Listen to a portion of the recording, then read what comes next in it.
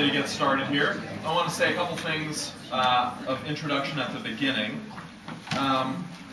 One of the reasons that we hold these debates is we think that it's a good way for you all to meet the members of the debate team, but also to kind of kick some major issues of the day around and to get a perspective on both sides of the argument.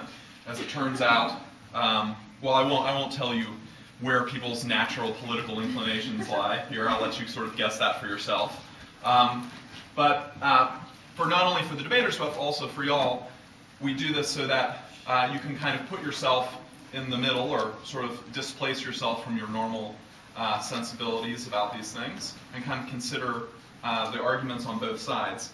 The second reason we're holding this particular debate is because it's part of the International Week events, and so we picked an important international economic topic.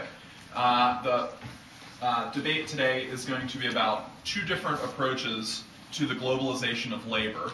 The affirmative in this debate is going to argue that the United States should use its trade leverage to push other countries to adopt strong labor standards. And the negative is going to advocate a more free market approach towards labor flows to the United States.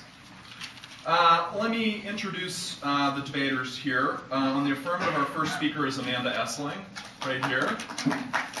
She's a senior and a triple major, and is going to most likely go off to law school next year.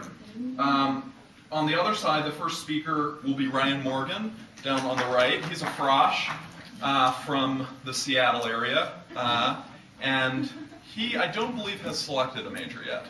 I could be wrong about that. Have you picked one, Ryan? Speech. Speech. Okay, nice pick. Our second speaker on the affirmative today will be Mike Sidak.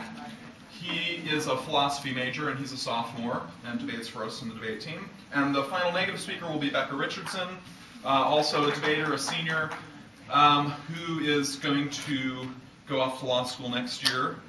She's awaiting to hear from Harvard about whether or not they'll let her in, and if not that, she'll be off to somewhere like Georgetown or Penn, something sharp like that. So let me just say a couple things about the format, and then we'll get going. The first two speakers will have 8 minutes each. There'll be a cross-examination period of 3 minutes in between them, and then the final speakers will speak for 6 minutes. And we should have time at the end for audience questions, which I will try to solicit from you all. So as you're watching, make some notes if you have a good question. If there's a point that you'd like to press any of the debaters on, I'd appreciate it if you gave them your toughest question and sort of push them to clear up difficulties, inconsistencies, contradictions, anything of that sort.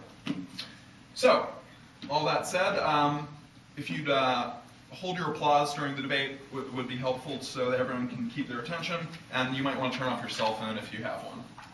And with that, we'll have Amanda